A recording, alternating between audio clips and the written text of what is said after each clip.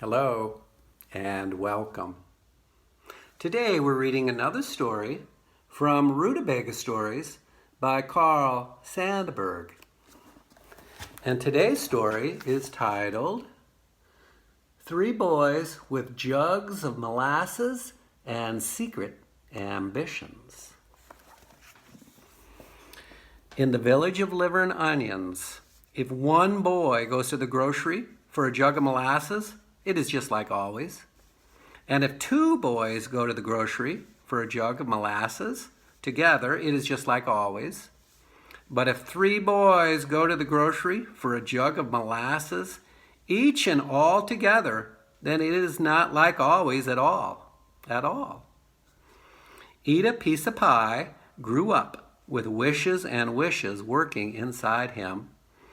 And for every wish inside him, he had a freckle outside on his face. Whenever he smiled, the smile ran way back into the far side of his face and got lost in the wishing freckles. Meeny Miny grew up with suspicions and suspicions working inside him. And after a while, some of the suspicions got fastened on his eyes, and some of the suspicions got fastened on his mouth. So when he looked at other people straight in the face, they used to say, "Meeny Miny looks so sad, like I wonder if he'll get by." Miny Mo was different. He wasn't sad and suspicious like Meeny Miny, nor was he full of wishes inside and freckles outside like Eat a Piece of Pie.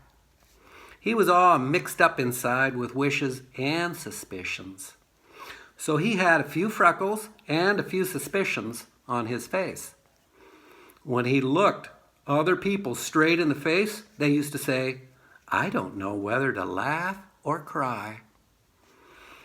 So here we have them, three boys growing up with wishes, suspicions, and mixed up wishes and suspicions.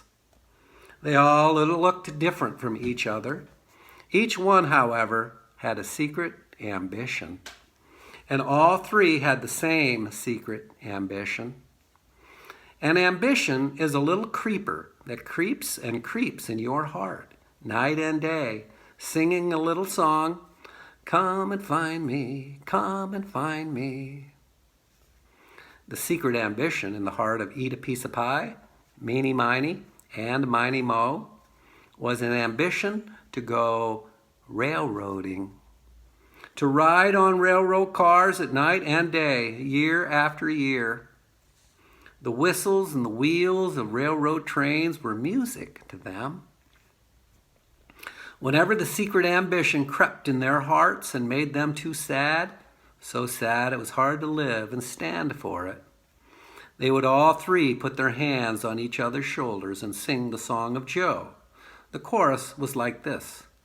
Joe broke his toe on the way to Mexico, came back, broke his back, sliding on the railroad track.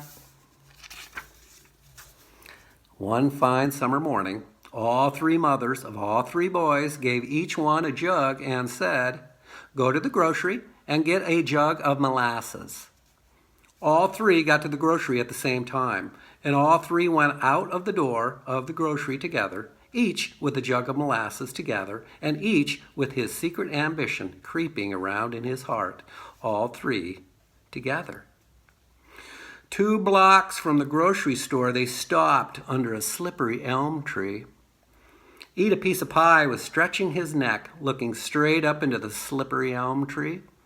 He said it was always good for his freckles, and it helped his wishes to stand under a slippery elm and look up.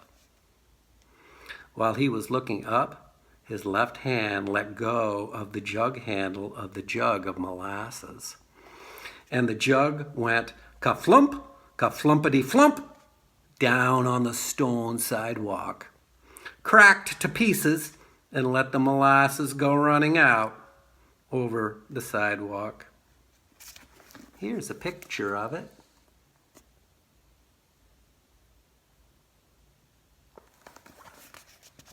If you haven't ever seen it, let me tell you, molasses running out of a broken jug over a stone sidewalk under a slippery elm tree looks peculiar and mysterious.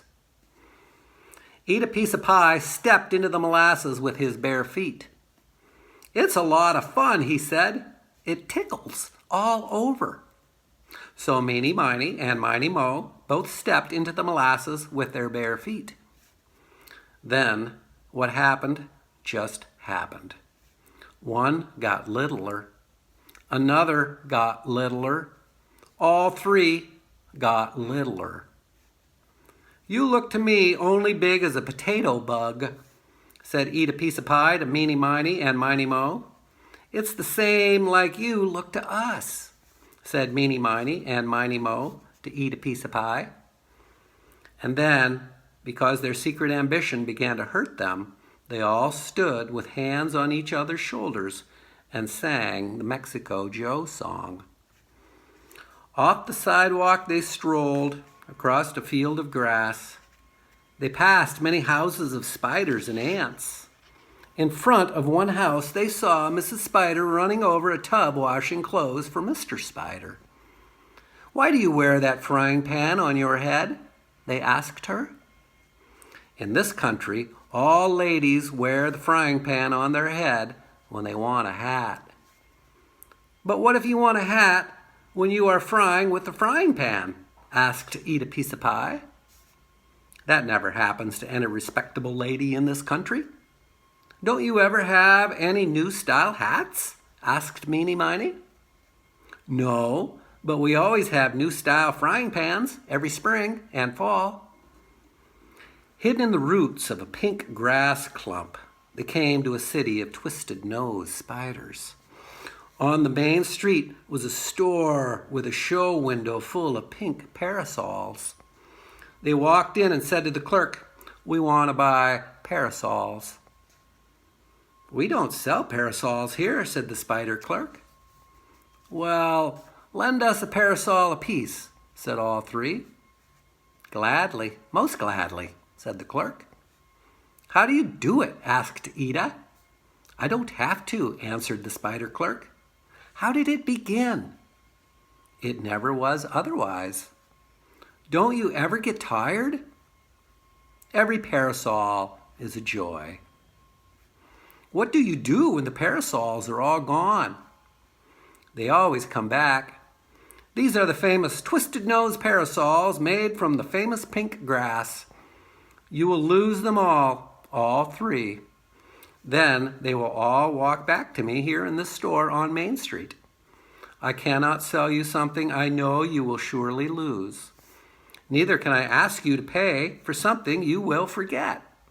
Somewhere, sometime, and when you forget it, it will walk back here to me again. Look, look." As he said, "Look," the door opened, and 5 pink parasols came waltzing in and waltzed up into the show window. They always come back. Everybody forgets. Take your parasols and go. You will forget them, and they will come back to me. "He looks like he had wishes inside him," said Eat a Piece of Pie. "He looks like he had suspicions," said Meeny Miny. "He looks like he was all mixed up, wishes and suspicions," said Miny Mo. And once more, because they all felt lonesome and their secret ambitions were creeping and eating, they put their hands on their shoulders and sang the Mexico Joe song. Then came happiness. They entered the potato bug country, and they had luck. First of all, the first hour they were in the potato bug country, they met a potato bug millionaire. "How are you, a millionaire?" they asked him. "Because I got 1,000,000, he answered. "1 million what?" "1 million fleems." "Who wants fleems?" "You want fleems if you're going to live here." "Why so?" "Because fleems are our money. In the potato bug country, if you don't have any fleems, you can't buy anything or nothing. But if you have 1 million fleems, you're a potato bug millionaire. Then he surprised them. I like you because you got wishes and freckles, he said to Eat a Piece of Pie, filling the pockets of Eat-a with flames. And I like you because you got suspicions and you're sad like, he said to Meeny Miny, filling Meeny Miny's pockets full of flames. And I like you because you got wishes and some suspicions and you look mixed up, he said to Miny Mo, sticking handfuls and handfuls of flames into the pockets of Miny Mo. Wishes do come true, and suspicions do come true. Here they had been wishing all their lives and had suspicions of what was going to happen, and now it all came true. With their pockets filled with fleems, they rode on all the railroad trains of the potato bug country. They went to the railroad station and bought tickets for the fast trains and the slow trains and even the trains that back up and run backward instead of where they start to go. On the dining cars of the railroads of the potato bug country, they ate Wonder Ham from the famous potato bug pigs, eggs from the potato bug hens, etc. It seemed to them they stayed a long while in the potato bug country, years and years. Yes, the time came when all their fleems were gone. Then, whenever they wanted a railroad ride or something to eat or a place to sleep, they put their hands on each other's shoulders and sang the Mexico Joe song. In the potato bug country, they all said the Mexico Joe song was wonderful.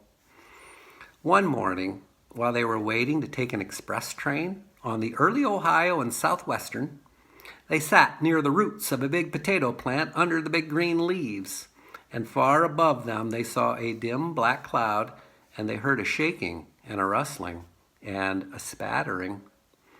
They did not know it was a man of the village of Liver and Onions. They did not know it was Mr. Sniggers putting Paris green on the potato plants.